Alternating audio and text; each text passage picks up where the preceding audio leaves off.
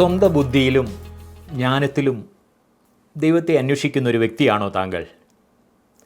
ജീവസന്ദേശത്തിൻ്റെ ഇന്നത്തെ പഠനം നിശ്ചയമായിട്ടും താങ്കൾ കേട്ടിരിക്കണം. എഫേസ്യ ലേഖനം 1-ാം അധ്യായം 17 വരെയുള്ള ഭാഗങ്ങളാണ് കഴിഞ്ഞ ദിവസം നാം ചിന്തിച്ചത്. ജ്ഞാനികളുടെ ജ്ഞാനം ഞാൻ നശിപ്പിക്കുകയും ബുദ്ധിമാന്മാരുടെ ബുദ്ധി ദുർബലമാക്കുകയും ചെയ്യും. 1 കൊരിന്ത്യർ 1-ാം അധ്യായം 19-ാമത്തെ വാക്യമാണ് ഞാൻ വായിച്ചത്. ഒരു ജഡവും ദൈവസന്നിധിയിൽ പ്രശംസിക്കാതിരിക്കേണ്ടതിന് ദൈവം ചെയ്യുന്നൊരു പ്രവൃത്തിയാണ് നാം വായിച്ചത്. ദൈവത്തിൻ്റെ പരിശുദ്ധാത്മാവിനാൽ പ്രകാശിതമാകുന്ന ഹൃദയങ്ങൾക്ക് മാത്രം മനസ്സിലാകുന്ന കാര്യങ്ങളാണല്ലോ നാം ചിന്തിച്ചുകൊണ്ടിരിക്കുന്നത്. ജഡരക്തങ്ങൾ കൊണ്ട് സ്വർഗീയമായവ ഒന്നും സ്വായത്തമാക്കുവാൻ നമുക്ക് സാധ്യമല്ല. സ്വർഗസ്ഥനായ പിതാവ് തന്നെയാണ് ഈ ദാനങ്ങൾ നമ്മൾക്ക് നൽകുന്നത്. കാണുന്ന കണ്ണും കേൾക്കുന്ന ചെവിയും തന്ന പിതാവായ ദൈവത്തിന് നമുക്ക് സ്തോത്രം ചെയ്തുകൊണ്ട് തുടർന്ന് ശ്രമിക്കാം. എഫേസ്യ ലേഖനം 1-ാം അധ്യായം അതിൻ്റെ 18 മുതലുള്ള വാക്യങ്ങളാണ് ഇന്ന് നമ്മൾ ചിന്തിക്കുവാൻ പോകുന്നത്.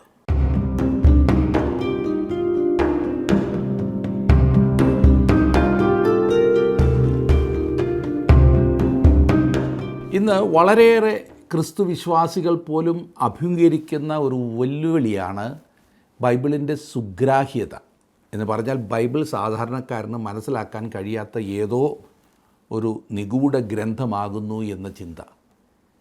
വായിക്കാതെ പഠിക്കാതെ പലരും ഒരു നിഗമനത്തിലെത്തും, ഇല്ല എനിക്ക് മനസ്സിലാകില്ല. ബൈബിളിനോട് സ്നേഹമുണ്ട്, അതിൽ വിശ്വാസമുണ്ട്, അതിനെ ആദരിക്കുന്നുണ്ട്, എന്നാൽ ഇതിൽ എഴുതിയിരിക്കുന്നത് എന്തെന്നുള്ളതിനെക്കുറിച്ച് വ്യക്തതയില്ല. തിരുവചനത്തിൻ്റെ അർത്ഥം തിരുവചനം തന്നെയാകുന്നു. അർത്ഥം ഗ്രഹിക്കുന്നില്ലെങ്കിൽ നമുക്ക് ദൈവവചനം ഇല്ല എന്ന കാര്യം ഓർക്കണം. നമ്മെ പഠിപ്പിക്കുന്നത് ദൈവത്തിൻ്റെ പരിശുദ്ധാത്മാവാകുന്നു. എഫേസ്യ ലേഖനം 1-ാം അധ്യായത്തിൽ നിന്നും പൗലോസ് അതത്രേ നമ്മോട് പറഞ്ഞുകൊണ്ടിരുന്നത്. നമ്മുടെ ഹൃദയദൃഷ്ടി പ്രകാശിക്കണം. അത് പ്രകാശിപ്പിക്കുന്നത് ദൈവത്തിൻ്റെ പരിശുദ്ധാത്മാവാകുന്നു. എഫേസ്യ ലേഖനം 1-ാം അധ്യായത്തിൻ്റെ 18-ാം വാക്യമായിരുന്നല്ലോ കഴിഞ്ഞ ക്ലാസ്സിൽ നാം ചിന്തിച്ചു കൊണ്ടിരുന്നത്. അതിൽ ഇനിയും ചില ചിന്തകൾ കൂടിയുണ്ട്. ഞാൻ ആ വാക്യം ഒന്നുകൂടി വായിക്കാം. എഫേസ്യ ലേഖനം 1-ാം അധ്യായത്തിൻ്റെ 18-ാം വാക്യം. അവൻ്റെ വിളിയാലുള്ള ആശ ഇന്നതെന്നും വിശുദ്ധന്മാരിൽ അവൻ്റെ അവകാശത്തിൻ്റെ മഹിമാധനം ഇന്നതെന്നും അവൻ്റെ ബലത്തിൻ വല്ലഭത്വത്തിൻ്റെ വ്യാപാരത്താൽ വിശ്വസിക്കുന്ന നമുക്ക് വേണ്ടി വ്യാപരിക്കുന്ന അവൻ്റെ ശക്തിയുടെ അളവറ്റ വലിപ്പം ഇന്നതെന്നും നിങ്ങൾ അറിയേണ്ടതിനും പ്രാർത്ഥിക്കുന്നു. ഹൃദയദൃഷ്ടി പ്രകാശിക്കാതിരിക്കുന്നത് അപകടമാണ്. പത്രോസിൻ്റെ 2-ാം ലേഖനം 1-ാം അധ്യായത്തിൻ്റെ 9-ാം വാക്യത്തിൽ നാം അത് വായിക്കുന്നുണ്ട്. വീണ്ടും അപ്പോസ്തലപ്രവൃത്തികളുടെ പുസ്തകം 26-ാം അധ്യായത്തിൻ്റെ 18-ാം വാക്യത്തിലും നാം അത് കാണുന്നുണ്ട്. എബ്രായ ലേഖനം 6-ാം അധ്യായത്തിൻ്റെ 4-ാം വാക്യത്തിലും 10-ാം അധ്യായത്തിൻ്റെ 32-ാം വാക്യത്തിലും ഈ ഹൃദയദൃഷ്ടി പ്രകാശിപ്പിക്കുന്നതിൻ്റെ ആവശ്യകതയെക്കുറിച്ച് നാം വായിക്കുന്നു. ഹൃദയദൃഷ്ടി പ്രകാശിച്ചാൽ എന്തെല്ലാം കാണാമെന്നത്രേ തുടർന്ന് പറയുന്നത്. അവൻ്റെ വിളിയാലുള്ള ആശ ഇന്നതെന്നും വിശുദ്ധന്മാരിൽ അവൻ്റെ അവകാശത്തിൻ്റെ മഹിമാധനം ഇന്നതെന്നും അറിയേണ്ടതിന്. കർത്താവിൽ നമുക്കൊരവകാശമുണ്ടെന്ന് നാം പഠിച്ചു കഴിഞ്ഞു. എന്നാൽ അവന് നമ്മിൽ ഒരു അവകാശമുണ്ടെന്നാണ് ഇപ്പോൾ കാണുന്നത്. ഇതിന് ഉദാഹരണമായി കനാൻ ദേശം നമുക്ക് കാണാവുന്നതാണ്. ദേശം ദൈവത്തിൻ്റേതാണ്, എന്നാൽ അവനത് ഇസ്രായേൽ മക്കൾക്ക് അവകാശമായി കൊടുത്തു. ഇസ്രായേൽ മക്കളെ ആ ദേശത്തവനാക്കി. എന്നാൽ ഒരു ദിവസം ദൈവം ഈ പ്രപഞ്ചത്തിൻ്റെ മുഴുവൻ ഭരണമേൽക്കുകയും ഇസ്രായേൽ ജാതിയെ ആ ദേശത്തോട് കൂടെ സ്വന്തമാക്കുകയും ചെയ്യും. വിശ്വാസികളായ നാം ഏവരും ഇന്ന് ദൈവത്തിൻ്റെ സഭയാണ്. അവനോടൊപ്പം നാം ഭരിക്കുന്ന ഒരു സമയം വരുന്നു. അവൻ നമ്മെ തൻ്റെ അവകാശമായി സ്വന്തമാക്കും. ഇത് നമുക്ക് മനസ്സിലാക്കുവാൻ പ്രയാസമാണ്. മനസ്സിലാക്കി തരുവാൻ നമുക്ക് പരിശുദ്ധാത്മാവിൻ്റെ സഹായം വളരെ ആവശ്യമാണ്. തുടർന്ന് പൗലോസ് പറയുന്നത് അവൻ്റെ വിളിയാലുള്ള ആശ ഇന്നതെന്നറിയുക എന്നത്രേ. ഈ സുവിശേഷത്തിൽ നമ്മെ ദൈവം വിളിച്ചു എന്ന് നാം കാണുന്നു. തെസ്സലോനിക്കർക്ക് എഴുതിയ 2-ാം ലേഖനം 2-ാം അധ്യായത്തിൻ്റെ 14-ാം വാക്യത്തിൽ നാം അത് വായിക്കുന്നു. വിശ്വാസത്താൽ നാം ആ വിളി കേട്ടു. വിളി കേട്ടുവന്നവരായ നാം വിളിക്കപ്പെട്ടവരാണ്. വിളി നമ്മിൽ ഉളവാക്കുന്നതാണ് പ്രത്യാശ. വിശ്വാസം വർത്തമാനകാലത്തെ കാണിക്കുന്നു, പ്രത്യാശ ഭാവിയിലേക്ക് വിരൽ ചൂണ്ടുന്നു. പൗലോസ് തൻ്റെ പ്രാർത്ഥന തുടരുകയാണ്. 15 മുതലുള്ള വാക്യങ്ങളിൽ പൗലോസിൻ്റെ പ്രാർത്ഥനയാണ് നാം കണ്ടുകൊണ്ടിരിക്കുന്നത്. 19 വാക്യത്തിൽ അവൻ പ്രാർത്ഥിക്കുന്നത് അവൻ്റെ ബലത്തിൻ വല്ലഭത്വത്തിൻ്റെ വ്യാപാരത്താൽ വിശ്വസിക്കുന്ന നമുക്ക് വേണ്ടി വ്യാപരിക്കുന്ന അവൻ്റെ ശക്തിയുടെ അളവറ്റ വലിപ്പം ഇന്നതെന്നും നിങ്ങൾ അറിയേണ്ടതിനും പ്രാർത്ഥിക്കുന്നു.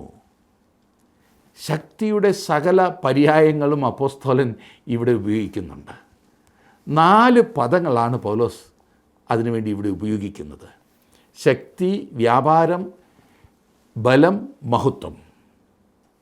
പ്രകാശിപ്പിക്കപ്പെട്ട ഒരു ഹൃദയദൃഷ്ടിക്ക് ദൈവത്തിൻ്റെ ശക്തിയുടെ വലിപ്പം അളവറ്റത് തന്നെ ആയിരിക്കും. ഈ ശക്തിയെ വർണ്ണിക്കുന്നതിന് പൗലോസ് പദാവലി മുഴുവൻ തിരയുന്നു എന്ന് കാണുവാൻ സാധിക്കും. ആശയത്തിൻ്റെ ഘനം കൊണ്ട് വാക്കുകൾ ഇവിടെ വളയുന്നു എന്ന് ആരോ പറഞ്ഞു. സത്യമായില്ലേ? സുവിശേഷം രക്ഷയ്ക്കായുള്ള ദൈവശക്തിയാണ്. വിശ്വസിക്കുന്ന നമുക്ക് വേണ്ടി വ്യാപരിക്കുന്ന ശക്തിയെക്കുറിച്ച് നാം ബോധവാന്മാരാകണം. അവൻ്റെ ബലത്തിൻ വല്ലഭത്വത്തിൻ്റെ വ്യാപാരത്താലാണ് നാം വിശ്വസിച്ചത്. അതേ ശക്തിയാണ് നമ്മുടെ അനുദിന ജീവിത വിജയത്തിനും ദൈവത്തിൻ്റെ അനാദി നിർണയപ്രകാരമുള്ള ലക്ഷ്യത്തിൽ നമ്മെ എത്തിക്കുന്നതിനും ഇന്നും വ്യാപരിച്ചു കൊണ്ടിരിക്കുന്നത്. ഈ ശക്തിയുടെ പ്രദർശനത്തെയാണ് തുടർന്ന് പൗലോസ് വിവരിക്കുന്നത് 20 വാക്യത്തിൽ. അങ്ങനെ അവൻ ക്രിസ്തുവിലും വ്യാപരിച്ചു, അവനെ മരിച്ചവരുടെ ഇടയിൽ നിന്ന് ഉയർപ്പിക്കുകയും സ്വർഗത്തിൽ തൻ്റെ വലത്തുഭാഗത്തിരുത്തുകയും ചെയ്തിരിക്കുന്നു. ക്രിസ്തുവിനെ മരണത്തിൽ നിന്നും ഉയർപ്പിക്കുവാൻ കഴിവുള്ള ശക്തി വലുതാണ്. അത് പുനരുത്ഥാന ശക്തി മാത്രമല്ല, സ്വർഗാരോഹണത്തിന് പോലും കഴിവുള്ള ശക്തിയാണ്. ക്രിസ്തുവിനെ ദൈവത്തിൻ്റെ വലതുഭാഗത്ത് ഇരുത്തിയ ശക്തിയാണത്. ക്രിസ്തുവിൻ്റെ സ്വർഗാരോഹണത്തെക്കുറിച്ച് വളരെ കുറച്ച് മാത്രമേ നാം പ്രസംഗിച്ച് കേൾക്കാറുള്ളൂ. ക്രിസ്മസും ഈസ്റ്ററും മറ്റും വളരെ പ്രാധാന്യം കൊടുത്ത് എല്ലാവരും ആഘോഷിക്കാറുണ്ട്. എന്നാൽ അവയ്ക്ക് ശേഷമുള്ള സംഭവങ്ങളെക്കുറിച്ച് അധികം ആരും ചിന്തിക്കാറില്ല എന്ന് തോന്നുന്നു. ദൈവത്തിൻ്റെ വലത്ത് ഭാഗത്തേക്ക് ക്രിസ്തുവിനെ കൊണ്ടുപോയ ശക്തിയെക്കുറിച്ച് ചിന്തിക്കുവാൻ നാം ഒരുങ്ങിയിട്ടുണ്ടോ? അതിൻ്റെ അല്പം മാത്രമാണ് നാം കാണുവാൻ പോകുന്നത്. മനുഷ്യനെ ചന്ദ്രനിലേക്കും ചൊവ്വായിലേക്കും ഒക്കെ കൊണ്ടുപോവുകയും അവിടെ നിന്ന് തിരികെ കൊണ്ടുവരികയും ചെയ്ത ശക്തിയെക്കുറിച്ച് ചിന്തിക്കുവാൻ ശ്രമിക്കുക. അത് ഈ ഭൗമിക ലോകത്തിലെ ശക്തിയാണ്. എന്നാൽ കർത്താവായ യേശുവിനെ പിതാവിൻ്റെ സന്നിധിയിലേക്ക് കൊണ്ടുപോയ അതേ ശക്തിയാണ് ഇന്ന് ഒരു ദൈവ പൈതലിന് ലഭ്യമായിട്ടുള്ളത്. ആ ശക്തിയുടെ വലിമ വിശ്വാസികൾ അറിയണം എന്ന് പൗലോസ് പ്രാർത്ഥിക്കുന്നതിൻ്റെ കാരണം അതത്രേ. അവനെയും അവൻ്റെ പുനരുത്ഥാനത്തിൻ്റെ ശക്തിയെയും അറിയേണ്ടതിന് എന്ന് പൗലോസ് തൻ്റെ ജീവിതാഭിലാഷമായി പ്രാർത്ഥിച്ചത് നാം കാണുന്നുണ്ട് ഫിലിപ്പി ലേഖനം 3-ാം അധ്യായത്തിൻ്റെ 10-ാം വാക്യത്തിൽ. തുടർന്ന് എഫെസ് ലേഖനത്തിൻ്റെ ഒടുവിലത്തെ വാക്യങ്ങൾ നമുക്ക് നോക്കാം. 21 മുതൽ 23 വരെയുള്ള വാക്യങ്ങൾ ഇനിയും നോക്കാം. സ്വർഗത്തിൽ തൻ്റെ വലത്തുഭാഗത്ത് എല്ലാ വാഴ്ചയ്ക്കും അധികാരത്തിനും ശക്തിക്കും കർത്തൃത്വത്തിനും ഈ ലോകത്തിൽ മാത്രമല്ല വരുവാനുള്ളതിലും വിളിക്കപ്പെടുന്ന സകല നാമത്തിനും അത്യന്തം മീതെ ഇരുത്തുകയും സർവവും അവൻ്റെ കാൽക്കീഴാക്കി വെച്ച് അവനെ സർവത്തിനും മീതെ തലയാക്കി എല്ലാറ്റിലും എല്ലാം നിറയ്ക്കുന്നവൻ്റെ നിറവായിരിക്കുന്ന അവൻ്റെ ശരീരമായ സഭയ്ക്ക് കൊടുക്കുകയും ചെയ്തിരിക്കുന്നു. വളരെ ഉന്നതമായ ചില പ്രസ്താവനകളോടാണ് പൗലോസ് ഈ ലേഖനത്തിൻ്റെ 1-ാം അധ്യായം അവസാനിപ്പിക്കുന്നത്. സഭ ക്രിസ്തുവിൻ്റെ ശരീരവും ക്രിസ്തു സഭയുടെ തലയുമാകുന്നു. ഒരിക്കൽ സകലവും അവൻ്റെ കീഴിലാകുവാൻ പോകുകയാണ്. എബ്രായ ലേഖൻ ഇപ്രകാരം പറഞ്ഞിരിക്കുന്നു. എബ്രായ ലേഖൻ 2-ാം അധ്യായത്തിൻ്റെ 8-ാം വാക്യത്തിൽ സകലവും അവൻ്റെ കാൽക്കീഴാക്കിയിരിക്കുന്നു എന്ന് ഒരുവൻ ഒരിടത്ത് സാക്ഷ്യം പറയുന്നു. സകലവും അവന് കീഴാക്കിയതിനാൽ ഒന്നിനെയും കീഴ്പ്പെടുത്താതെ വിട്ടിട്ടില്ല. എന്നാൽ ഇപ്പോൾ സകലവും അവന് കീഴ്പ്പെട്ടതായി കാണുന്നില്ല. ഈ കാലത്ത് അവൻ്റെ കീഴിലുള്ള ഒരേ ഒരു കാര്യം ക്രിസ്തുവിൻ്റെ ശരീരമാകുന്ന സഭ മാത്രമാകുന്നു. ഞാൻ പറഞ്ഞില്ല, സഭയെന്ന് പറഞ്ഞാൽ ഇന്ന് കാണുന്ന സംഘടനകളെല്ലാം അല്ല. യഥാർത്ഥ സഭ അഥവാ യഥാർത്ഥ ക്രിസ്തുവിശ്വാസികൾ, കർത്താവായ യേശു ക്രിസ്തുവിനെ കൂട്ടാക്കാതെ തങ്ങളെ തന്നെ സ്വയം സഭ എന്ന് വിശേഷിപ്പിക്കുന്ന അനേകം സംഘടനകളുണ്ട്. ഇത്തരം സഭകൾ പക്ഷപാതം പിടിപെട്ട് തളർന്ന അവസ്ഥയിലാണ്. ഏറ്റവും നിസ്സഹായ അവസ്ഥയിൽ, കിടക്കയിൽ, തൻ്റെ തലച്ചോറ് ശരീരത്തിൽ നിന്നും വേർപെട്ടിരിക്കുന്ന അവസ്ഥയിൽ കിടക്കെ അഭയം പ്രാപിച്ചിരിക്കുന്നതാണ് ഇന്നത്തെ സഭാവിഭാഗങ്ങളുടെ അവസ്ഥ. ആരും എന്നോട് പിണങ്ങരുത്, നിങ്ങൾ തന്നെ ചിന്തിച്ചു നോക്കൂ. ഏറ്റവും പരിതാപകരമായ അവസ്ഥ, തലയാകുന്ന ക്രിസ്തുവിൽ നിന്നും വേർപെട്ട ശരീരത്തിലെ അവയവങ്ങളാകുന്നു എന്നതുപോലെ ജീവിക്കുന്ന അനേകം വ്യക്തികളുമുണ്ട്. കർത്താവ് പറയുന്നത്, നിങ്ങൾ എന്നെ സ്നേഹിക്കുന്നുവെങ്കിൽ എൻ്റെ കൽപ്പനകളെ കാക്കുക എന്നാണ്. സഭയിലെയും സഭയോട് നമുക്കുള്ള ബന്ധത്തെയും പൗലോസ് ചിത്രീകരിക്കുന്നത് ശ്രദ്ധേയമാണ്. ശരീരമൊന്നും അതിന് അവയവം പലതും, ശരീരത്തിൻ്റെ അവയവം പലതായിരിക്കെ എല്ലാം ഒരു ശരീരവും ആയിരിക്കുന്നത് പോലെയാകുന്നു ക്രിസ്തുവും. യഹൂദന്മാരോ യവനന്മാരോ ദാസന്മാരോ സ്വതന്ത്രരോ നാം എല്ലാവരും ഏക ശരീരമാകുമാറ് ഒരേ ആത്മാവിൽ സ്നാനമേറ്റും എല്ലാവരും ഒരേ ആത്മാവിനെ പാനം ചെയ്തുമിരിക്കുന്നു എന്ന് കൊരിന്ത്യർക്ക് എഴുതിയ 1-ാം ലേഖനം 12-ാം അധ്യായത്തിൻ്റെ 12-13 വാക്യങ്ങളിൽ നാം കാണുന്നു. ഇന്ന് നാം മനസ്സിലാക്കേണ്ടത്, സഭയാകുന്ന ശരീരത്തിൻ്റെ തല ക്രിസ്തുവാകുന്നു എന്നും നാം അവൻ്റെ കീഴിലാകുന്നു എന്നുമത്രേ. എഫെസ് ലേഖനം എഴുതുമ്പോൾ പൗലോസ് സ്വാഭാവികമായും ആസിയയിലെ തൻ്റെ ആൾക്കാരെക്കുറിച്ചാണ് ചിന്തിക്കുന്നതെങ്കിലും ഈ 1-ാം അധ്യായം മുഴുവനും ദൈവത്തോട് ബന്ധപ്പെടുത്തിയാണ് എഴുതിയിരിക്കുന്നത് എന്നോർക്കണം. ഉന്നതമായ ഒരു ആശീർവാദത്തോടെയാണ് പൗലോസ് ആരംഭിക്കുന്നതെന്ന് 3 മുതൽ 14 വരെയുള്ള വാക്യങ്ങളിൽ നാം കണ്ടു. അവിടെ നിന്നും ഒരു മധ്യസ്ഥതയോടെ അവൻ തുടരുന്നു. 1-ാം അധ്യായത്തിൽ നാം പഠിച്ച പ്രധാനപ്പെട്ട കാര്യങ്ങൾ നമുക്ക് ഒന്നുകൂടി ഒന്ന് ചിന്തിക്കുന്നത് നന്നായിരിക്കുമല്ലോ. അത്ര പ്രധാനപ്പെട്ട ഒരു അധ്യായമാണിത്. 1-ാം അധ്യായത്തെ 2 ഭാഗങ്ങളായി വിഭജിക്കാവുന്നതാണ്. ആദ്യം, ദൈവം നമ്മെ ക്രിസ്തുവിൽ അനുഗ്രഹിച്ചിരിക്കുന്നതിനാൽ പൗലോസ് ദൈവത്തെ പാടി സ്തുതിക്കുന്നു. തുടർന്ന് ഈ അനുഗ്രഹത്തിൻ്റെ നിറവ് കാണുവാൻ നമ്മുടെ കണ്ണുകളെ തുറക്കണമേ എന്ന് പൗലോസ് പ്രാർത്ഥിക്കുന്നു. ആരോഗ്യപരമായ ഒരു ആത്മീയ ജീവിതത്തിന് ഇന്നും പൗലോസിൻ്റെ മാതൃക പിൻപറ്റേണ്ടത് അത്യന്താപേക്ഷിതമായ കാര്യമാണ്. അതായത് ക്രിസ്തീയ സ്തുതിയും ക്രിസ്തീയ പ്രാർത്ഥനയും ഒരുമിച്ച് കൊണ്ടുപോകുക. എന്നിരുന്നാലും അനേകരും ഈ 2 കാര്യങ്ങളും ഒരുമിച്ച് കൊണ്ടുപോകാറില്ല എന്നതാണ് ഒരു ദുഃഖസത്യം. പല വിശ്വാസികളും ഇന്നും പുതിയ ആത്മീയ അനുഗ്രഹങ്ങൾ നൽകണേ എന്ന് പ്രാർത്ഥിക്കുന്നു. ദൈവം നമ്മെ സകല ആത്മീയ അനുഗ്രഹങ്ങളാലും ക്രിസ്തുവിൽ അനുഗ്രഹിച്ചിരിക്കുന്നു എന്നിവർ ഓർക്കുന്നില്ല. ഇനി വേറൊരു കൂട്ടർ സകല അനുഗ്രഹങ്ങളും ലഭിച്ചു കഴിഞ്ഞു, ഇനിയും ഒന്നും ചെയ്യേണ്ടതില്ല, എല്ലാം തികഞ്ഞിരിക്കുന്നു എന്ന ചിന്തയിൽ തങ്ങളുടെ ഇഷ്ടാനുസരണം ജീവിക്കുവാൻ തത്രപ്പെടുന്നു. ഈ 2 കൂട്ടരും സന്തുലിതമായിട്ടല്ല, ബാലൻസ്ഡായിട്ടല്ല പോകുന്നത്. എഫെസ് ലേഖനം 1-ാം അധ്യായത്തിൽ ചെയ്യുന്നതാണ് ഏറ്റവും നല്ല മാതൃക. ക്രിസ്തുവിൽ സകല ആത്മീയ അനുഗ്രഹങ്ങളും നമ്മുടേതായതിനാൽ ദൈവത്തെ സ്തുതിക്കുമ്പോൾ തന്നെ അവൻ നമുക്ക് നൽകിയിട്ടുള്ളതിൻ്റെ ഉള്ള അവസ്ഥ അറിയുവാനായി പ്രാർത്ഥിക്കുകയും ചെയ്യുന്നു. 1-ാം അധ്യായത്തിൽ നിറഞ്ഞു നിൽക്കുന്ന ഒരു ചിന്ത തൃത്വത്തെക്കുറിച്ചുള്ളതാണ്. ത്രിയേക ദൈവം. 1-ാം അധ്യായത്തിൽ പൗലോസ് തൻ്റെ വായനക്കാർക്ക് വേണ്ടി പ്രാർത്ഥിക്കുന്നതിൻ്റെ പ്രധാന കാരണവും അതിനായി അവരെ പ്രചോദിപ്പിച്ചതും അവൻ അവരെക്കുറിച്ച് കേട്ടതായ ചില കാര്യങ്ങളാണ്. എഫേസ്യരുടെ വിശ്വാസത്തെക്കുറിച്ചും സ്നേഹത്തെക്കുറിച്ചും കേട്ടിട്ട് പൗലോസ് പിതാവിന് നിരന്തരമായി സ്തോത്രം ചെയ്യുന്നു. അതുമാത്രമല്ല, അവൻ അവർക്ക് വേണ്ടി പ്രാർത്ഥിക്കുകയും ചെയ്യുന്നു.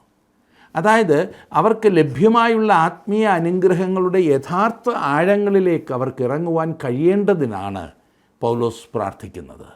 അവർക്ക് വേണ്ടിയുള്ള അവൻ്റെ പ്രാർത്ഥനയുടെ സാരം നിങ്ങൾ അറിയേണ്ടതിന് എന്നത്രേ. 1-ാം അധ്യായം 18-ാം വാക്യം അറിവിനു വേണ്ടി പ്രാർത്ഥിക്കുന്നത് ഒരിക്കലും മറ്റ് പ്രാർത്ഥനകളിൽ നിന്നും കുറഞ്ഞതാണ് എന്ന് കരുതരുത്. ജ്ഞാനത്തിലുള്ള വളർച്ചയാണ് വിശുദ്ധിയിൽ വളരുവാൻ നമ്മെ സഹായിക്കുന്നത്. ജ്ഞാനത്തിലുള്ള വളർച്ച. ദൈവത്തെക്കുറിച്ചുള്ള അറിവിൽ വർദ്ധിക്കാതെ ഒരു വ്യക്തിക്ക് വിശുദ്ധിയിൽ വളരുക സാധ്യമല്ല. ദൈവത്തെ അറിയുക എന്നതിനേക്കാൾ വലിയ അറിവൊന്നും ഈ ലോകത്തിൽ ഒരാൾക്കും ഇല്ല. തത്വശാസ്ത്രം പറയുന്നത് മനുഷ്യ നീ നിന്നെ തന്നെ അറിയുക എന്നത്രേ. എന്നാൽ ദൈവപ്രേരിതമായ ദൈവവചനത്തിന് മാത്രമേ ദൈവത്തെ അറിയുക എന്ന് പറയുവാൻ സാധിക്കൂ. വെളിപ്പാടില്ലാതെ അപ്രകാരത്തിലുള്ള അറിവ് അസാധ്യമാണ്. അതുകൊണ്ട് തന്നെ പൗലോസ് പ്രാർത്ഥിക്കുന്നത് ദൈവം തന്നെക്കുറിച്ചുള്ള പരിജ്ഞാനത്തിൽ ജ്ഞാനത്തിൻ്റെയും വെളിപ്പാടിൻ്റെയും ആത്മാവിനെ തരേണ്ടതിനും എന്നാണ്. പൗലോസിൻ്റെ ഈ പ്രാർത്ഥന വളരെ അർത്ഥവത്തായതാണ്. തൻ്റെ വായനക്കാർ മനസ്സിലും അറിവിലും അറിഞ്ഞിരിക്കേണ്ട 3 സത്യങ്ങൾ ഇവിടെ പൗലോസ് വിവരിക്കുന്നത് നാം കണ്ടു. അവ ദൈവത്തിൻ്റെ വിളി, അവകാശം, ശക്തി എന്നിവയുമായി ബന്ധപ്പെട്ടതാണ്. അതായത് അവർ ദൈവവിളിയുടെ ആശ അറിയണം എന്നും അവിടുത്തെ അവകാശത്തിൻ്റെ മഹിമാധനം അഥവാ മഹത്വം അറിയണമെന്നും അവൻ്റെ ശക്തിയുടെ വലിപ്പം അറിയണമെന്നും പ്രാർത്ഥിക്കുന്നു. ഒന്ന്, ദൈവവിളിയുടെ ആശ. ദൈവവിളി എന്നത് നമ്മെ നമ്മുടെ ക്രിസ്തീയ ജീവിതത്തിൻ്റെ ആരംഭത്തിലേക്ക് കൊണ്ടുപോകുന്നു. മുൻ നിയമിച്ചവരെ വിളിച്ചും വിളിച്ചവരെ നീതീകരിച്ചും ഇരിക്കുന്നു എന്ന് നാം വായിക്കുന്നല്ലോ. നമ്മെ രക്ഷിക്കുവാനായി നാം അവനെ വിളിച്ചപേക്ഷിച്ചു എന്നത് സത്യമാണ്. എന്നാൽ നമ്മുടെ വിളി അവിടുത്തെ വിളിയോടുള്ള ഒരു പ്രതികരണം മാത്രമാണ്. എന്നാൽ ദൈവം എന്തിനാണ് നമ്മെ വിളിക്കുന്നത് എന്ന് നാം ചോദിച്ചേക്കാം. ഉദ്ദേശമില്ലാതെ അവൻ നമ്മെ വെറുതെ വിളിക്കുകയല്ല. അവൻ എന്തിലേക്കോ നമ്മെ വിളിക്കുന്നു. എന്തിനൊക്കെ വേണ്ടിയോ അവൻ നമ്മെ വിളിക്കുന്നു. അവൻ്റെ വിളിയാലുള്ള ആശ എന്നതുകൊണ്ട് അർത്ഥമാക്കുന്നത് അതാണ്. 4-ാം അധ്യായത്തിൻ്റെ 4-ാം വാക്യത്തിൽ സൂചിപ്പിക്കുന്നത് നിങ്ങളുടെ വിളി എന്നത്രേ. ദൈവം നമ്മെ വിളിച്ചു എന്നതിനാൽ ആസ്വദിക്കുന്ന പ്രതീക്ഷയാണ്, ഫലമാണ് നിങ്ങളുടെ വിളി എന്നതുകൊണ്ട് ഉദ്ദേശിക്കുന്നത്. സമ്പന്നവും വിവിധ തരത്തിലുള്ളതുമായ ഒരു പ്രതീക്ഷയാണ് ഇവിടെ പറഞ്ഞിരിക്കുന്നത്. നാം ക്രിസ്തുവിനുള്ളവരായിരിക്കുവാൻ ദൈവം നമ്മെ വിളിച്ചിരിക്കുന്നു. മാത്രമല്ല ക്രിസ്തുവിൻ്റെ കൂട്ടായ്മയിലേക്കും നമ്മെ വിളിച്ചിരിക്കുന്നു. വിശുദ്ധന്മാരായി അവൻ നമ്മെ വിളിച്ചിരിക്കുന്നു. വിശുദ്ധ വിളിയാൽ അവൻ നമ്മെ വിളിച്ചിരിക്കുന്നു. ഞാൻ വിശുദ്ധനായിരിക്കുന്നത് പോലെ നിങ്ങളും വിശുദ്ധരാകുവീനെന്ന് കർത്താവ് നമ്മോട് കൽപ്പിച്ചിരിക്കുന്നു. ദൈവം നമ്മെ ക്രിസ്തുവിങ്കിലേക്കും വിശുദ്ധിയിലേക്കും വിളിച്ചു. സ്വാതന്ത്ര്യത്തിനായും സമാധാനത്തിനായും വിളിച്ചു. മാത്രമല്ല കഷ്ടതയിലേക്കും മഹത്വത്തിലേക്കും വിളിച്ചിരിക്കുന്നു. വേറെ വിധത്തിൽ പറഞ്ഞാൽ ഒരു പുതിയ ജീവിതത്തിലേക്കാണ് അവൻ നമ്മെ വിളിച്ചിരിക്കുന്നത്. അതിൽ നാം സ്നേഹം, അനുസരണം, ക്രിസ്തുവിനെ സേവിക്കുന്നത്, അവനോടും മറ്റുള്ളവരോടുമുള്ള കൂട്ടായ്മ, നമ്മുടെ ഈ കാലങ്ങളിലെ കഷ്ടങ്ങൾക്കപ്പുറം ഒരു ദിവസം വെളിപ്പെടുവാനുള്ള തേജസ് എന്നിവയെല്ലാം അറിയുന്നു. ഇതാണ് അവൻ നമ്മെ വിളിച്ചിരിക്കുന്ന പ്രത്യാശ. ഇത് നാം അറിയുവാനായി നമ്മുടെ കണ്ണുകളെ തുറക്കേണ്ടതിനായി പൗലോസ് പ്രാർത്ഥിക്കുന്നു. രണ്ടാമതായി പൗലോസ് ദൈവത്തോട് പ്രാർത്ഥിക്കുന്നത് വിശുദ്ധന്മാരിൽ അവൻ്റെ അവകാശത്തിൻ്റെ മഹിമാധനം ഇന്നതെന്ന് അവർ അറിയേണ്ടതിന് ആകുന്നു. ദൈവവിളി നമ്മുടെ ക്രിസ്തീയ ജീവിതത്തിൻ്റെ ആരംഭത്തെ കാണിക്കുന്നു. എന്നാൽ ദൈവത്തിൻ്റെ അവകാശം അതിൻ്റെ അന്ത്യത്തിലേക്ക് വിരൽ ചൂണ്ടുന്നതാണ്. അതിനെക്കുറിച്ച് പത്രോസ് എഴുതിയിരിക്കുന്നത് നിങ്ങൾക്ക് വേണ്ടി സ്വർഗത്തിൽ സൂക്ഷിച്ചിരിക്കുന്നതും ക്ഷയം, മാലിന്യം, വാട്ടം എന്നിവ ഇല്ലാത്തതുമായ അവകാശം എന്നത്രേ. ദൈവമക്കൾ ദൈവത്തിൻ്റെ അവകാശികളാണ്. വാസ്തവത്തിൽ കൂട്ടവകാശികളാണ്. ഒരു ദിവസം അവിടുത്തെ കൃപയാൽ ഈ അവകാശം നമ്മുടേതാകും. അത് എപ്രകാരത്തിലുള്ളതാണെന്ന് മനസ്സിലാക്കുവാൻ ശ്രമിച്ചാൽ അത് നമുക്ക് മനസ്സിലാക്കുവാൻ കഴിയുന്നതിലും അപ്പുറമായിരിക്കും. മൂന്നാമത്തെ കാര്യം, ദൈവവിളി ഭൂതകാലത്തിലേക്ക് നാം ക്രിസ്തീയ ജീവിതം ആരംഭിച്ച സമയത്തേക്കും ദൈവത്തിൻ്റെ അവകാശം അവസാനത്തിലേക്കും വിരൽ ചൂണ്ടുന്നതാണെങ്കിൽ പൗലോസ് അവർക്കായി പ്രാർത്ഥിക്കുന്ന സംഗതി നാം ഇപ്പോൾ ആയിരിക്കുന്ന അവസ്ഥയിലേക്കാണ്. ഈ പറഞ്ഞതിലാണ് പൗലോസ് തൻ്റെ ശ്രദ്ധ മുഴുവൻ കേന്ദ്രീകരിക്കുന്നത്. ദൈവവിളിയുടെ ഉദ്ദേശം നിറവേറ്റുവാൻ ദൈവശക്തിക്ക് മാത്രമേ സാധിക്കൂ.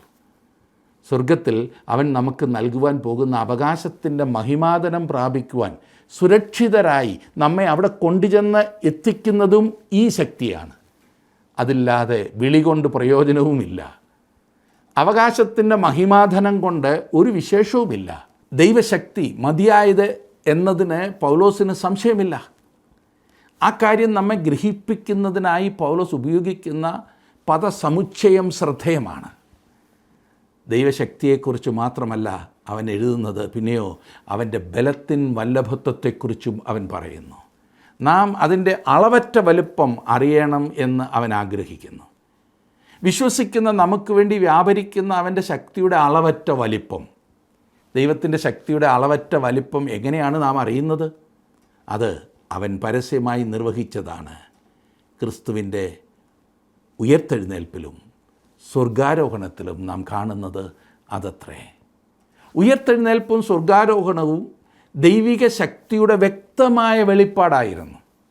മനുഷ്യന് നിയന്ത്രിക്കുവാൻ സാധിക്കാത്തതും അവനെ ബന്ധനത്തിലാക്കുന്നതുമായ രണ്ട് ശക്തികളുണ്ടെങ്കിൽ അവ മരണവും ദുഷ്ടതയുമാകുന്നു. മനുഷ്യൻ താൽക്കാലികനാണ്. മരണത്തെ ഒഴിഞ്ഞു മാറുവാൻ മനുഷ്യന് സാധ്യമല്ല. മനുഷ്യൻ വീഴ്ച സംഭവിച്ചവനാണ്. ദുഷ്ടതയെ അതിജീവിക്കുവാൻ മനുഷ്യന് സ്വയം സാധ്യമല്ല. എന്നാൽ ദൈവം ക്രിസ്തുവിലൂടെ ഇവ രണ്ടിനെയും കീഴടക്കി.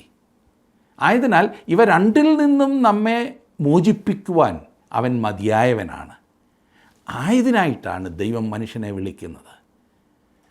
പൗലോസിൻ്റെ പ്രാർത്ഥനയിലെ ഏറ്റവും പ്രധാന ഘടകം അവൻ്റെ വായനക്കാർക്ക് ദൈവത്തിൻ്റെ വിളിയും അവകാശവും ശക്തിയും ഒക്കെ അറിയുവാനുള്ള ശരിയായ ആ പ്രകാശനം ലഭിക്കണമെന്നുള്ളതാണ്. പ്രധാനമായും ദൈവശക്തിയെക്കുറിച്ചുള്ള അറിവ്.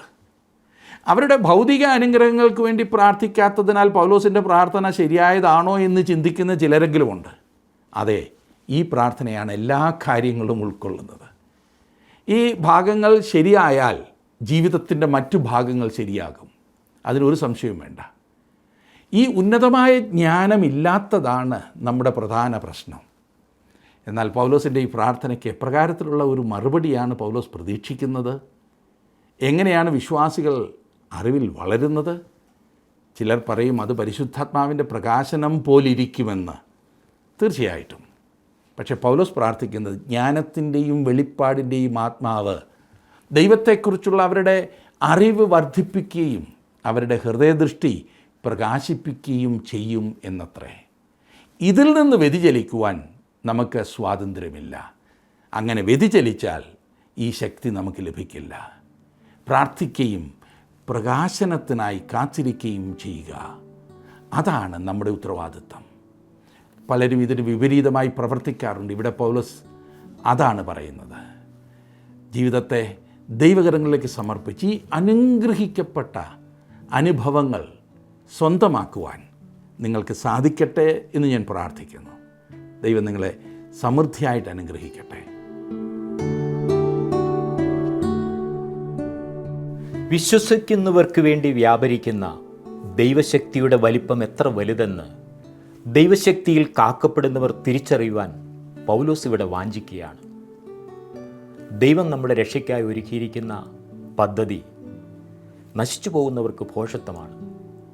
എന്നാൽ രക്ഷിക്കപ്പെടുന്ന നമുക്കോ ദൈവശക്തിയാകുന്നു.